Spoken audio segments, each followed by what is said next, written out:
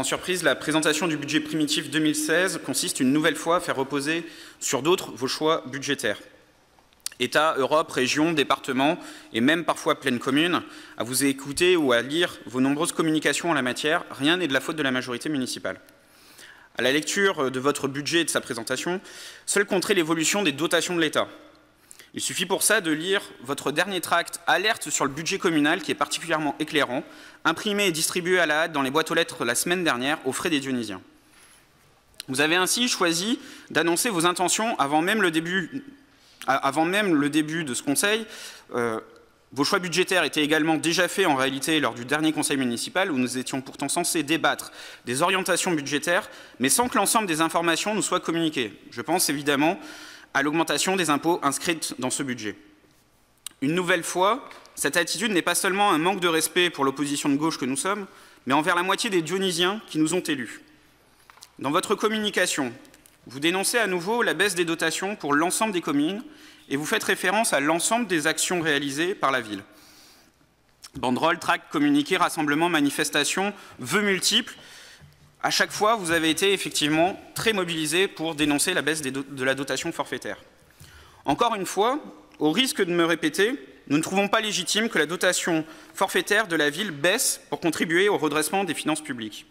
Toutefois, contrairement à votre communication, qui tend à faire croire que la dotation forfaitaire est votre seule ressource, nous prenons en compte l'ensemble des mécanismes de péréquation pour évaluer les aides directes dont bénéficie la ville. Dans le même temps, nous restons les défenseurs d'un accroissement de la péréquation, et peu nous importe que l'argent provienne des villes les plus riches, tant que l'égalité en faveur des villes populaires comme Saint-Denis s'en trouve renforcée. Pour aller plus loin, nous avions même espéré l'application dès cette année de la réforme des dotations de l'État favorisant plus d'égalité en faveur des zones urbaines en difficulté comme Saint-Denis.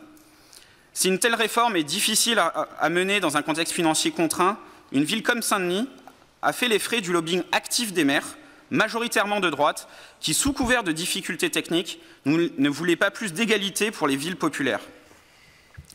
Vous avez néanmoins votre part de responsabilité, car en vous alignant sur l'Association des maires de France, qui ne voulait que rien ne change, vous avez préféré le statu quo que d'essayer de construire un rapport de force favorable à une répartition plus juste des dotations de l'État en faveur des villes comme Saint-Denis.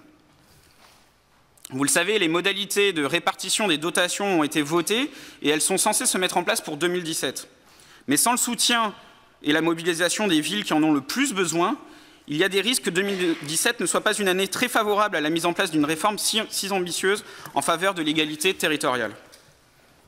Alors j'en reviens à votre communication qui, loin d'être un moyen d'information honnête des Dionysiens sur la situation de la ville, est en réalité un outil de communication politique, pour ne pas dire de propagande.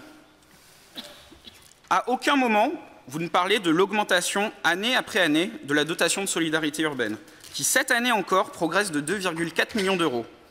On passe donc d'une baisse des moyens accordés par l'État à la ville de 3,8 millions d'euros, annoncée dans votre lettre, à 1,4, ce à quoi il faut encore supprimer la progression d'autres mécanismes de péréquation, comme le Fonds de solidarité de la région Île-de-France, qui progresse de 500 000 euros. Ces mêmes mécanismes de péréquation, pourtant dénoncés par vos amis de l'AMF. Vous ne parlez pas non plus de la forte augmentation des dépenses de fonctionnement dans ce budget. Rien de plus étonnant car les Dionysiens ne comprendraient pas comment les dépenses peuvent progresser autant sans que la qualité du service rendu évolue favorablement. 5% d'augmentation des dépenses réelles de fonctionnement, soit plus de 8 millions d'euros de dépenses en plus qui ne s'expliquent pas uniquement par l'ouverture de nouveaux équipements. Cette forte augmentation des dépenses de fonctionnement s'inscrit dans la continuité des budgets précédents. Et en reprenant les anciens budgets et débats d'orientation budgétaire de ces dernières années, je ne vois rien ne change par rapport au mandat précédent. Cette forte augmentation des dépenses s'inscrit donc, comme je le disais, dans la continuité des budgets précédents. L'an dernier déjà, sur les dépenses de personnel augmentaient de 5 millions d'euros et les dépenses de fonctionnement progressaient de 3,6%. On peut dire que là-dessus, au moins, vous avez le mérite de la cohérence et de la continuité. Vous ne présentez donc les mêmes orientations budgétaires que l'année dernière, comme l'année dernière était la présentation des orientations budgétaires des années précédentes. Des dépenses en hausse et qui ne se traduisent pas par une amélioration du cadre de vie pour les Dionysiens, car si on reprend les priorités que vous inscrivez pourtant dans votre budget, il y a de quoi être circonspect, voire consterné par le manque d'ambition pour la ville. Vos 3 axes qui sont annoncés, mettre en œuvre vos orientations politiques, respecter les engagements de la majorité, poursuivre une action ambitieuse. Vous rappelez ensuite ce que vous entendez par action politique ambitieuse et vos 3 priorités, comme ça a été présenté. Ville éducative, ville populaire, centre-ville rénové. Pourtant, au quotidien, les Dionysiens ne voient pas de changement se produire sur ces différentes thématiques. Les dépenses de fonctionnement sont, quant à elles, en forte hausse une nouvelle année, sans que cela ne se traduise sur le terrain par une amélioration du quotidien des Dionysiens.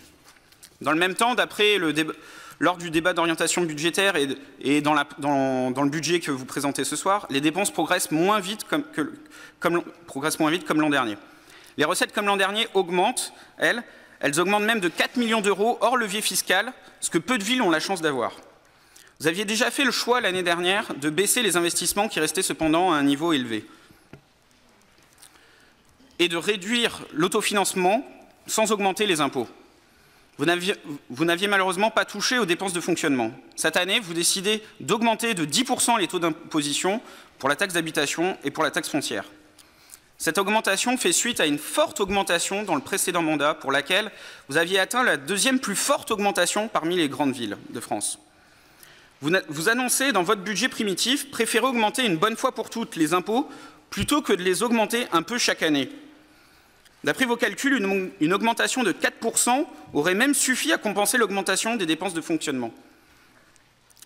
Cette augmentation dès cette année de 10% s'inscrit également dans la durée puisque vous nous rappelez que les bases locatives de la ville sont faibles et que vous allez demander à l'État de les réévaluer, ce qui devrait se traduire dans les années futures par une augmentation conséquente des impôts sans toucher au taux. Vous n'avez pas non plus prévu cette année de réduire l'impact de votre augmentation d'impôts pour les familles les plus modestes, comme d'autres villes l'ont fait en décidant dès octobre dernier de renforcer l'abattement pour les familles. Nous ne sommes pas par nature contre l'impôt ou contre toute idée d'augmentation de la fiscalité locale. Encore faut-il que celle-ci soit justifiée et mesurée dans une logique de poursuite d'objectifs. Développer le service public local, maintenir un haut niveau d'investissement, préparer l'avenir. Et enfin, l'augmentation d'impôts, si elle doit intervenir, doit intervenir en dernier recours, quand des réformes pour maîtriser les dépenses sont effectivement prises. Quel est le but de votre augmentation des impôts locaux? Améliorer la qualité du service rendu? Nous avons déjà vu que les augmentations de dépenses de fonctionnement ne se traduiront pas par l'amélioration de la qualité de vie des habitants. Augmenter l'investissement, vous décidez de le réduire de 9 millions d'euros. Après avoir réduit votre plan pluriannuel d'investissement de façon conséquente l'année dernière, vous décidez de réduire à nouveau votre investissement, ce qui se traduira par autant d'équipements en moins pour les Dionysiens, alors que la population continue d'augmenter. La ville renonce à toute ambition. Sur les 40 millions d'euros prévus pour l'investissement, la moitié va aller aux écoles. Et pour l'essentiel, pour la construction de nouveaux groupes scolaires nécessaires pour accompagner le développement démographique de la ville que vous avez voulu. Pour les autres investissements, rien ou presque. Les investissements répondent uniquement à l'urgence, ne se donnent pas les moyens pour améliorer le quotidien des Dionysiens et encore moins pour défendre une ambition écologique, sportive, culturelle, affichée pourtant comme des priorités, mais qui, à regarder les moyens déployés, sont pour l'essentiel des mots, à l'image par exemple du maigre budget d'investissement pour la culture. L'essentiel des investissements futurs en équipements sportifs ou culturels sont ainsi, a priori, repoussés au-delà de 2020. Pour investir, il faudrait mieux gérer la ville. Comment ne pas faire le parallèle entre vos opérations ratées par votre faute, comme l'école Confluence avec près de 5 millions de dépassements en 2015, et comment ne pas le mettre en relation, ces erreurs de gestion, qui va coûter donc cher à la collectivité par rapport à la baisse des dotations, 3,8 millions sur la dotation forfaitaire exclusivement, ou sur l'augmentation de la taxe d'habitation et de la taxe foncière pour 6,6 millions. Mis à part l'augmentation du taux de fiscalité, vous dites vouloir trouver des marges de manœuvre dans vos dépenses de fonctionnement. On ne peut qu'être d'accord, mais ces dernières années, ces dépenses ont explosé et il était déjà urgent de trouver des solutions pour maîtriser cette augmentation. C'est bien tard car toutes les mesures dont vous parlez auraient pu être mises en œuvre bien plus tôt et c'est autant de moyens qui auraient permis de réduire l'endettement, de renforcer l'investissement pour les Dionysiens depuis plusieurs années.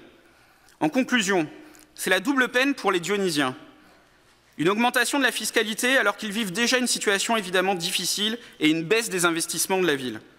Une chose est sûre, c'est que vous n'avez pas fait le choix de réduire toutes vos dépenses et en particulier les dépenses de communication.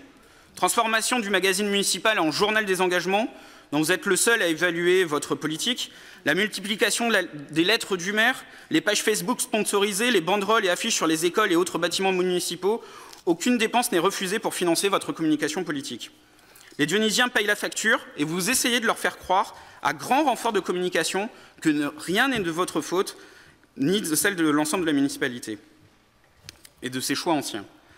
Si la ville manque cruellement d'équipements, ce n'est pas votre faute. Si le fonds de roulement a été vidé, ce n'est pas de votre faute. Si des logements se construisent et que la ville a manqué de groupes scolaires, ce n'est pas non plus de votre faute. Si les dépenses de fonctionnement ont explosé ces dernières années et que les dépenses de personnel atteignent 64% des dépenses, ce n'est pas non plus lié à votre gestion de la ville. Si la ville n'a rien fait en matière d'équipements culturels et qu'elle a été très timide sur les équipements sportifs, c'est à nouveau de la faute de l'État. Si la ville doit débourser 5 millions d'euros supplémentaires car elle n'est pas en mesure de respecter son calendrier dans la construction du groupe scolaire Confluence, c'est à nouveau bien sûr sans doute de la faute de l'État. Parce que votre budget se défausse à nouveau de toute responsabilité et fait reposer sur d'autres vos problèmes de gestion, parce qu'il ne répond pas aux attentes et aux problèmes quotidiens des Dionysiens, parce qu'il ne se traduira pas par une amélioration de la qualité de vie dans la ville et entérine des choix politiques avec lesquels nous sommes en partie en désaccord, parce qu'il se traduit par une double peine pour les Dionysiens qui devront payer plus d'impôts locaux sans contrepartie en matière de création de nouveaux équipements ou de développement du service public local. Et enfin, parce qu'il réduit l'investissement et renonce à toute ambition pour notre ville, les élus socialistes et écologistes du groupe L'Ambition à gauche pour Saint-Denis voteront contre ce budget primitif et contre l'augmentation du taux de fiscalité locale.